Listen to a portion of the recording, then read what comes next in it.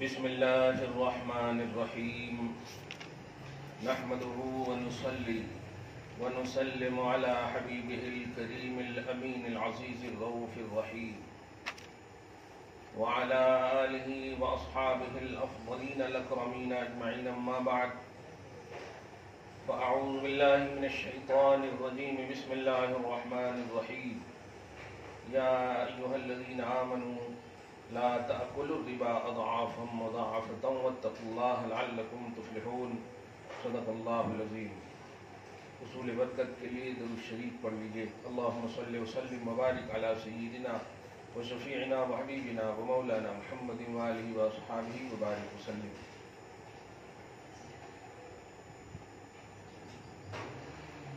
تمام اہل محبت کو کنڈی کی نیاز مبارک ہو.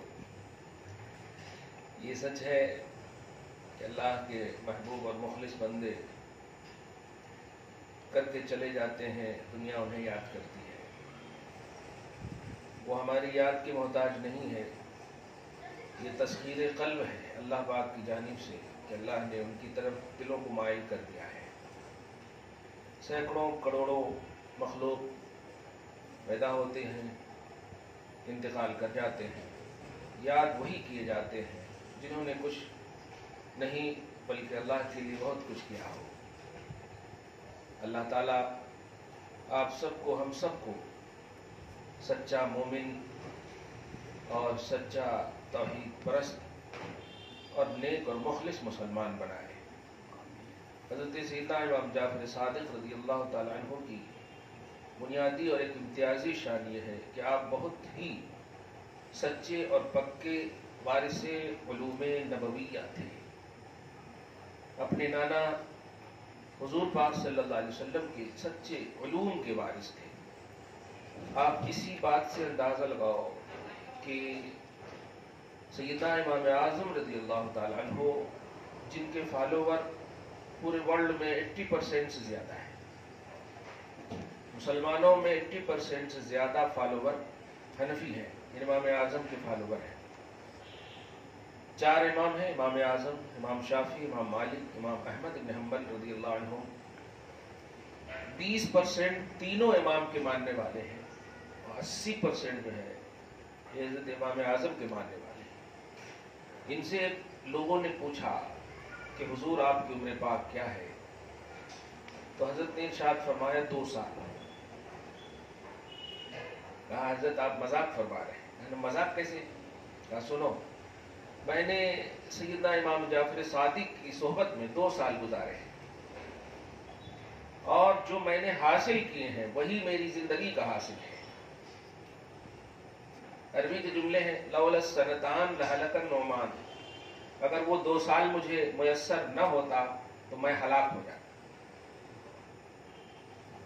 80 لاکھ سے زیادہ مسائل آپ نے بتائے امام اعظم ابو حنیفہ نے رضی اللہ عنہ. 80% لوگ ان کے فالوور ہیں.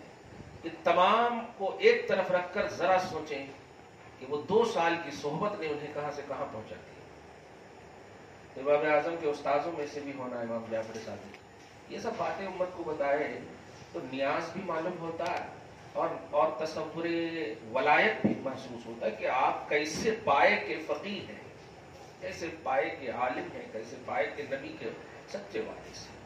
اللہ تعالیٰ ان کے فیوز و برکات سے ہم سب کو مالا مال فرمائے. آج کون سی تاریخ ہے اردو کی؟ 20 ہے شاید، 21 ہے. بہرحال جو بھی ہو،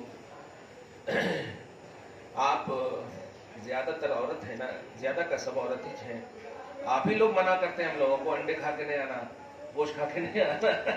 ٹھیک ہے، میں اس بات کو بڑی پازیٹیو انداز میں لیتا ہوں کہ ٹھیک ہے، بہت اچھی چیز ہے، لیکن آپ بجائے انڈے اور گوشت کے حوالے سے یہ کہیں کہ آپ ذرا ایک دم ہر چیز ایک دم صاف ستھرا ہو کر کے آئیے، نہائے نہا کر دھو کر بہترین سے آپ آئیے، کچھ کھانا پینا مت کھائیے اور پھر آ کر کے نیاز کھائیے. ادب کا یہ تقاضا ہے. اور ریئلٹی اور معیار، یہ بیس ہمیشہ دھیان میں رہے کہ وہ نبی کی اولادوں میں سے. حضرت امام جعفر صادق کے اوپر امام باقر ہیں، پھر ان کے اوپر امام زین العابدین ہیں، پھر ان کے اوپر امام حسین ہیں، پھر ان کے اوپر امام علی ہیں، پھر نبی ہیں. 3 واسطے سے ایک دم نبی تک پہنچتے ہیں. آپ سوچیں ان کے اہتمام میں ایسا نہ کر دیجئے کہ امام باقر، امام زین العابدین، امام علی، امام حسین، امام علی یہ سب ذرا سوچنے لگے ہیں. اس لیے ادب و احترام کا جہاں تک ممکن ہو تقاضا رکھیے. اور میں نے تو الحمدللہ ادھر کرناٹک اور دکن کی سرزمین پر بہت خوبصورت ایک ماحول دیکھے. خاص گھر رکھتے ہیں فاتحہ بنانے کے، میں نے محسوس کی، بہت خوشی ہوتی. لیکن کوشش یہ کریں کہ وہ ذاتی گھر ہو تب جا کر آپ رکھیں خاص. کرائے کے گھر میں خاص نہ رکھیں، کیونکہ اگر آپ نے اسے چھوڑ دیا تو کہیں وہ بے ادبی والی جگہ نہ بن جائے. یہ میں اس سال ہر جگہ بول رہا ہوں. کرائے کے گھر میں ایسا خاص نہ رکھیں، ایسا خاص نہ بنائیں. اپنے ذاتی گھر میں بنائیں، کیونکہ ہمیشہ پھر وہ رہے گا ہی رہے گا. الحمدللہ کرائے کے گھر میں جہاں ایسی جگہ ممکن ہو کہ یہاں پر دوسرے آنے کے بعد اس کو گڑبڑ نہیں کریں گے تو ٹھیک ہے. الحمدللہ بہرحال اللہ پاک ان کے فیض و برکات سے آپ سب کو، ہم سب کو مالا مال فرمائے. آج میں اس آیت کریمہ کا عظیم نظرانہ، چونکہ امام اعظم جب ان کے شاگرد ہیں تو وہ خود چاہتے ہوں گے کہ شریعت متحققہ کو پیش کرو امت کے سامنے. میرا شاگرد امام اعظم ہے. باپ رے باپ، میں یہ جملہ جب بولتا ہوں تو ایسا لگتا ہے کاش ایک بار میں دیکھ لیتا امام جعفر صادق کو رضی اللہ عنہ. کمال ہے. امام اعظم ان کے شاگرد ہیں، جن کے شاگرد امام محمد، امام ابو یوسف، خود امام بخاری شاگردوں کے شاگرد ہیں. کتنا علم ہوگا امام جعفر صادق کے پاس؟ نہیں، وہ علم نہیں ہے، وہ نگاہ نبوت کا فیض ہے ان کے پاس، جو ذرے کو آفتاب بنا دے وہ نگاہ. بہرحال 2 بات آیت سے ریلیٹڈ ہے، آیت نمبر 130 سے ریلیٹڈ ہے. اپنے مریدوں کو خاص طور سے حضرت امام جعفر صادق رضی اللہ تعالیٰ عنہ 2-3 بات کی خاص تلقین فرماتے ہیں. سود خوروں کے پاس نہ جایا کرو، سود خوروں کے گھر کا سایہ نہ لیا کرو، سود خوروں سے رشتے نہ لیا کرو، نہ رکھا کرو. یہ خاص طور سے اب سوچیں اس زمانے کی بات ہے. آج تو بغیر ڈونیشن، رشوت اور سود خوری کے کچھ ہو ہی نہیں رہا.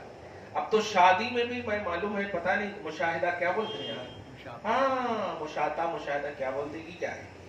ہاں خالی انہوں فائل کھولنے کے لیے جھوٹ کا بھی کیسے کیسے فوٹو رکھتے، دکھا دیتے 10,000 لے لیتے، پھر پکا ہوا 10,000 لیتے، نکاح ہونے کے بعد 10,000 لیتے. کیا کر رہے ہیں؟ کتنا گناہ ہو رہا ان کو، کتنے کھیل کود بنا لیے. جوڑے اللہ پاک نے پیدا فرمائے ہیں، اپن محنت کرنا. یہ سب سود کے زمرے میں آتے ہیں، دھیان رہے. اللہ سبحانہ ہماری تمام قوم کی بیٹیوں اور بہنوں کا نصیبہ اچھا فرمائے. لیکن برائیوں کو بڑھاوا نہ دیجیے، امام جعفر صادق کا یہ پیغام ہے. ایک مرتبہ ایسا ہو رہا کہ آپ اپنے مریدوں کے ساتھ چل رہے تھے اور کڑاکے کی دھوپ تھی. سارے مریدین ایک گھر کے، مطلب ہوتا ہے نا لمبا گھر ہو، اپارٹمنٹ ہو، سایہ لے لیے. حضرت امام جعفر صادق اپنا کھڑے رہے، پہلے نہیں ٹوکے، سایہ لینے کے بعد کھڑے رہے. اور وہ لوگ سائے لیے ہوئے تھے تو ان کو پھر بھی پسینہ چھوٹ رہا تھا. انہوں سایہ نہیں بھی لیے تھے تو ایک دم ریلیکس تھے. چڑچڑاتی دھوپ تھی پھر بھی نہیں لیے سایہ. مرید بولے بھی حضرت ذرا سایہ لے لیتے ہیں پھر چلیں گے. تبلیغ کے لیے نکلے ہوں گے، رشد و ہدایت کے لیے. اس کے بعد پیار اور محبت سے ڈانٹتے ہوئے پھر نکلے. خبردار خبردار، میں دیکھ رہا ہوں کہ یہ گھر والے سود خوری کا کاروبار کرتے ہیں. میری غیرت شریعت گوارا نہ کی کہ میں سود خوروں کے گھروں کا سایہ لوں. ارے باپ رے باپ. آپ کو ایک بات بتاؤں تو مطلب کب کبھی طاری ہو جائے.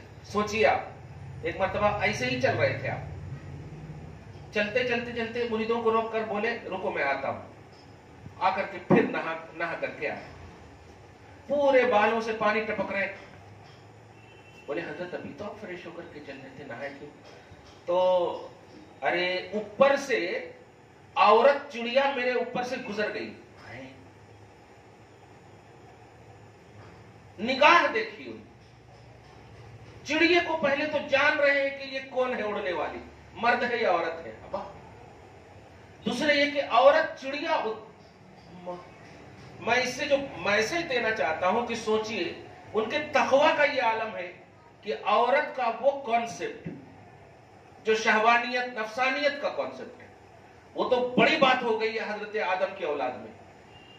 چڑیے اور پرندے غیر مخلوق میں بھی اگر عورت کا عنوان آ جائے تو آپ بتائیے پورے ظاہر کو دھوتے تھے، باطن کتنا پاک ہوگا ان کا. وہ چڑیے جو عورت ہے ان سے کیا ان کو لینا دینا؟ تو تقوی کا یہ عالم ہے. میں یہ سب جب پڑھ کر کے سوچتا ہوں تو لگتا ہے واقعی جتنے بھی لوگ کنڈے کرتے ہیں یا نیاز کرتے ہیں حضرت کی جانب منسوب، وہ واقعی اللہ کے بڑے چنندہ بندے ہیں.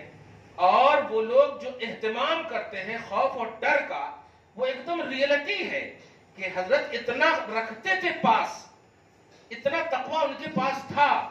حالانکہ بتائیے بھائی سامنے سے عورت بھی گزر جائے تو ہم اپنی نگاہ نیچے کر کے چلے جائیں گے، اس میں کوئی حرج کہاں ہے. چڑیا کا کیا معاملہ ہے؟ اس لیے جو لوگ تنہائی میں ایک روم رکھتے ہیں خاص وہیں پہ کھلاتے ہیں، یہ اہتمام بالکل صحیح ہے. اب میں بول رہا ہوں کہ اہتمام بالکل صحیح ہے، یہ نیاز کی بنیاد پہ نہیں، حضرت کی بنیاد. جیسے لوگ بولتا ہے نیاز تو نیاز ہے نا، ارے ہے مگر یہ وہ نیاز نہیں ہے جو نیاز ہے. یہ ہے حضرت امام جعفر صادق کی نیاز. جو تقوی کا یہ عالم ہے کہ عورت چڑیا اوپر سے گزر جائے تو یہ حال ہے کہ فوراً آپ نہا لیتے تھے، غسل کر لیتے جا کر. آپ کا بال کبھی سوکھا دیکھا ہی نہیں مریدوں نے. آپ نیاز کھائیں گے تو آپ کو مزہ آئے گا. سوچے کتنا بڑا کرم ہے الحمدللہ کہ ہم سب ان کے چاہنے والوں میں سے ہیں. ریئل میں بیس جو ہے بنیاد. تو یہ تقوی کا عالم، یہ پرہیزگاری کا عالم.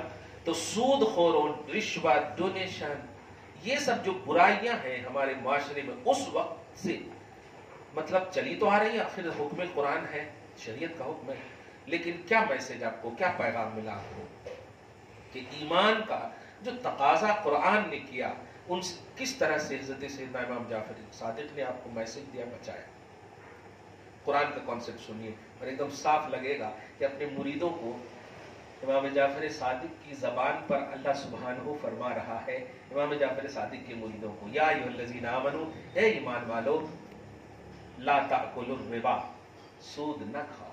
یہ دیکھیں آج کا درس ہے، کتنی بڑی کرامت ہے امام جعفر صادق کی، سبحان اللہ. ہاں آج کا درس ہے، اے ایمان والو سود نہ کھاؤ. اضعافا مضاعفا، کئی گنا گنا کر کے. اب دیکھیے نا حیدرآباد میں آپ لوگ بھی رکھتے ہوں گے، چٹی پٹی کا بھی بڑا مسئلہ چل رہا ہے آج کل. کتنے سوال آئے، ہاں اور پتا نہیں کیا ہو گیا ہے، عورتوں کو سمجھ میں نہیں آتا یہ کاہے کو ایسا کرتے جی. بیٹی کے واسطے تو ان کے واسطے، ان کے واسطے، پھر شادی ہو گئی تو اب گھر سے نکال دیے اگر ساس سسر تو پھر ماں جو ہے چٹیاں ڈال کر کے ان کے گھراں بنا رہے. کیوں بڑھاوا دے رہے آپ؟ میرے پاس ایسے مسئلے آئے سو ہیں اس لیے میں بول رہا ہوں. شادی ہونے سے پہلے چٹی ڈالے 4 لاکھ 5 لاکھ کی، نکال کر کے شادی کرے، شادی کرنے کے بعد داماد کو ان کے ماں باپ نکال دیے، نکال دینے کا پھر انہوں کرائے لے کر کے گھر دیے. یہ کیا ہے؟ جانتے ہیں کیوں اس طرح ہو رہا؟ کیونکہ آپ نے بنیاد ہی غلط طریقے سے ڈالا ہے. بنیاد صحیح طریقے سے ڈالتے تو انشاءاللہ مجھے امید ہے کہ ان کا نصیبہ اچھا ہوتا. کمی بیشی سب کو وہ ہینڈل کرنے کی صلاحیت رکھتی، لیکن آپ بڑھاوے پہ بڑھاوا دیتی جا رہی ہیں برائیوں کو. اب جانے سے پہلے یہ نہیں بولتی بیٹی نماز کی پابندی کرنا، باقی اللہ ہے، ایسا نہیں بولتے. آپ ذرا سنبھالنا، ساس سسر ڈانٹے بھی تو سوچ ذرا سی سنبھال لینا بیٹی. یہ کیا ہے؟ ارے وہ جوان ہے، بالغ ہے، وہ کر لیتی، لیکن آپ کی جو ذمہ داری تھی وہ بولیے ان کو کہ وہ بولنے کے بعد اللہ پاک جانے سے پہلے ہی برکت نازل فرما دے، ایک دم کلیئر رکھے. الحمدللہ. بے ایمان والو سود نہ کھاؤ. اب سود نہ کھاؤ سے مراد آپشن سے جعفری آپشن سنیے کہ سود نہ کھاؤ. نبی علیہ الصلوۃ والسلام فرماتے ہیں سود اور رشوت کھانے والے کا ادنا گناہ بہت بڑا ہے. اعلیٰ گناہ کی مت پوچھو، ادنا گناہ بہت بڑا ہے. جملے نہیں آ رہے ہیں کہ میں آپ کے سامنے بولوں، مگر بہت بڑا گناہ ہے. اللہ تعالیٰ بچائے ہم سب کو. ادنا گناہ کہہ رہا ہوں، بہت بڑا گناہ ادنا ہے. سب سے چھوٹا گناہ نبی کی نگاہ میں بہت بڑا ہے. سوچئے بڑا گناہ کتنا ہوگا. اس کے بعد جلال میں فرماتے ہیں کہ سود کھانے والا، سود لکھنے والا، سود دیکھنے والا، کاروبار جو کرتے ہیں نہیں سود کے، وہ دیکھنے والے بھی، وٹنس جس کو بولتے ہیں، گواہی دینے والے، تینوں چاروں سب ایکول ہیں عذاب میں، سب برابر ہیں.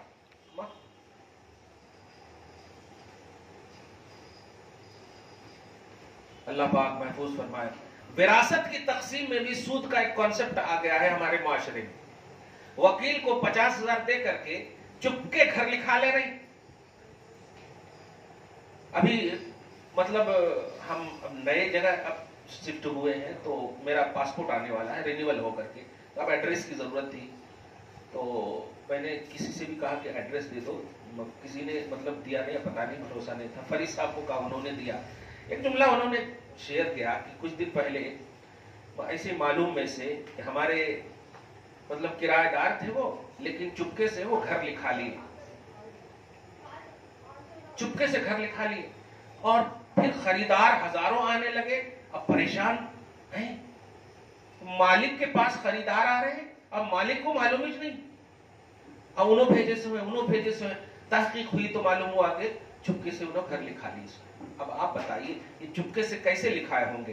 لکھانے والا سود لیا ہوگا، رشوت لیا ہوگا. یہی ہے نا، میں دیکھ لوں گا بعد میں، کیسا تو بھی کرو. یہ سب ہو رہا ہے.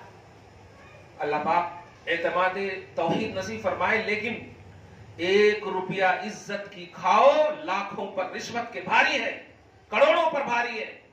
دنیا بھی تباہ ہو جائے گی، آخرت بھی تباہ ہو جائے گی. میں نے جو بیٹیوں کے حوالے سے باتیں کی ہے، دھیان رکھنا اس بات کو. جو بڑے ہیں، جن کے پاس بیٹیاں ہیں، یا جو بیٹیاں سن رہی ہیں، جو بہنیں سن رہی ہیں، ان کی شادی ہونا ہے، وہ سب ماں باپ کے یہاں سے شریعت لے کر جاؤ، خدا فیضان نازل فرمائے. ماں باپ کی تم حصے دار ہو، کرایہ دار نہیں ہو. کہ ایسے جملے نے ساس سسر کی خدمت کرنا کہتے. یہ جملہ آپ مت بولو. ارے ہم ایک عام آدمی اگر تکلیف میں ہو تو ہم ان کی خدمت کرتے ہیں، ان کی تکلیف دور کرتے ہیں. وہ تو ماشاءاللہ ان کے گھر میں کھا رہے ہیں، ان کا بیٹا ہمارا شوہر ہے، کیسے نہیں ہم ان کی خدمت کریں گے؟ یہ بولنے کی ضرورت نہیں ہے. لیکن آپ بول کر کے نگیٹیوٹی دے دیتے. بولنا جو چاہیے وہ بولتے نہیں. آپ کو بولنا ہے کہ بیٹی نماز کی پابندی کرنا، بیٹی تقوی کی پابندی کرنا، بیٹی جو شریعت ہے اس کی پابندی کرنا. یہ کام تم کرنا، باقی اللہ ہے. دیکھیے کلیئر بات ہے. واقعی باقی اللہ ہے، سب فانی ہے، سب فانی ہے، باقی صرف اللہ ہے. اللہ سبحانہ آپ کو یہ سوچ نصیب فرمائے. میں نے کئی ایسے موقع ہیں. آج کچھ آستانے کے حوالے سے میں نے ایڈوائزری مطلب لوگوں کو دیا، تو اس پر جب عمل کرے تو قسم خدا کی میں بتا رہا ہوں، یہ غیروں نے جب مطلب یہ عمل کیا تو اس پر بہت کافی ہے کہ جہاں کہیں بھی عرس شریف ہو رہا وہاں اجتماعی شادیوں کا اہتمام کرو، اور آستانے کے جو سجادہ ہیں، جو بڑے ہیں، وہ نکاح پڑھائیں. اس کا اثر کیا ہوگا بتاؤ؟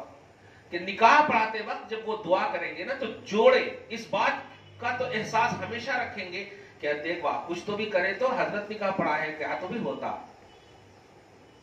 لیکن ہم لوگ عام بس دھیان دیتے ہی نہیں ہیں نکاح اور نکاح کی محفل اور ان کی دعاؤں میں.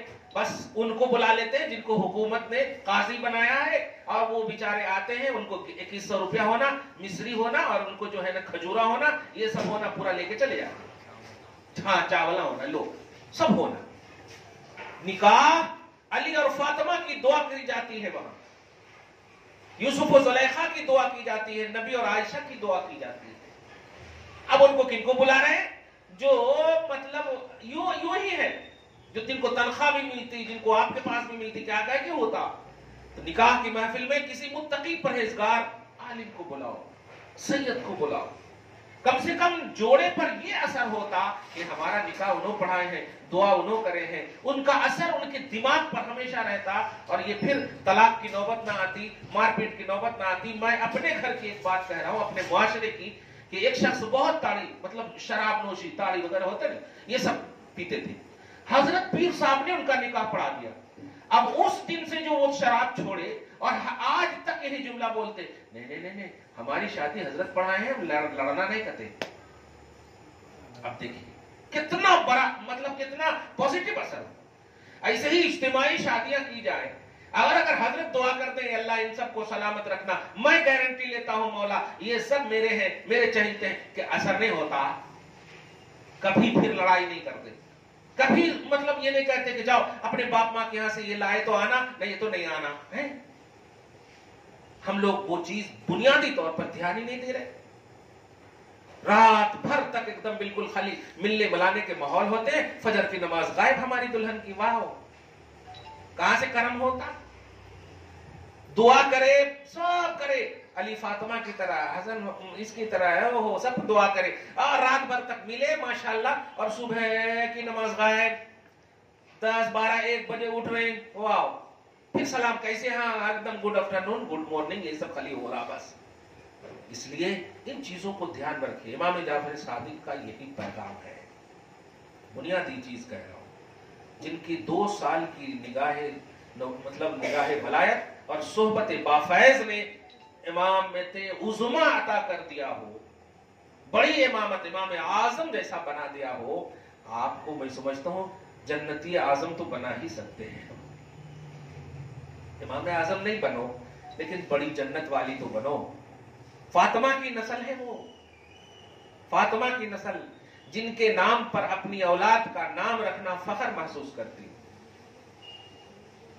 خاتون جنت، جنتی بہنوں بیٹیوں کی سردار، ان کے اولادوں میں سے، ان کے بیٹوں میں سے آپ سمجھیں ان کے میسج کو، ان کے پیغام کو، ان کے تصور کو۔ نماز کی پابندی کریں، نگاہ کی پابندی کریں، تقوی پرہیزگاری جہاں تک ممکن ہو پابندی کریں، گھر میں بھی شریعت کی پابندی کریں، ٹائم شریعت کے لیے نکالیں، آپ اللہ کے لیے نکالو، آپ کے آدھا گھنٹے کے ٹائم میں اللہ تعالیٰ 4-5 گھنٹے کی برکت عطا کر دے گا۔ ابھی معراج کا سنیں گے آپ، رات کے تھوڑے سے حصے میں مسجد حرام سے مسجد اقصی، پھر مسجد اقصی سے کہاں لے کے اللہ تبارک و تعالیٰ اپنی شان کے مطابق گیا۔ یہ کیوں لے کے گیا؟ وہ تھوڑا سا حصہ نہیں تھا، وہ ہمارے لیے تھوڑا سا حصہ تھا، لیکن برکت اتنی تھی کہ وہ اتنی تھی ہی نہیں، وہ کوالٹی بن گئی برکت، اب اتنی ختم، کوانٹٹی ختم ہی کر دیا۔ تو میں کہتا ہوں اللہ کے لیے آپ تھوڑا سا بھی وقت نکالیں گے تو اللہ سبحانہ آپ کے لیے بے حساب برکتیں نازل فرمائے۔ اور آپ تھوڑا کیوں نکالیں گے؟ آپ کو پورا نکالنا ہے۔ آپ اپنے وقت کی قدر کیجئے، جب وقت چلا جائے گا لوٹ کر نہیں آئے گا۔ آپ کتابی چھپائیے، شادی سے پہلے 40 سال کی بھی ہمارے بیٹے اور بیٹیاں ہو جاتے ہیں نا، تو اب بھی تو کنوارے ہیں، اور کسی کی شادی 22 سال میں ہو گئی تو، اور ایک بچے ہو گئے تو بڑھیا ہو گئی۔ یہ ایسا ماحول دیکھ رہا ہوں میں، شادی نہیں ہوگی۔ ارے ایک گھر تو ایسا ہے، چھوٹی کی شادی ہو گئی، بچے بھی ہو گئے، سب سے بڑے کی شادی نہیں ہوئی تو ابھی وہ لڑکے ہیں۔ اماں میں یہ نہیں کہہ رہا ہوں بھائی آپ اسٹرانگ رہیے، 50 سال کی عمر ہو اور 30 سال کی طاقت ہو، یہ صحیح چیز ہے۔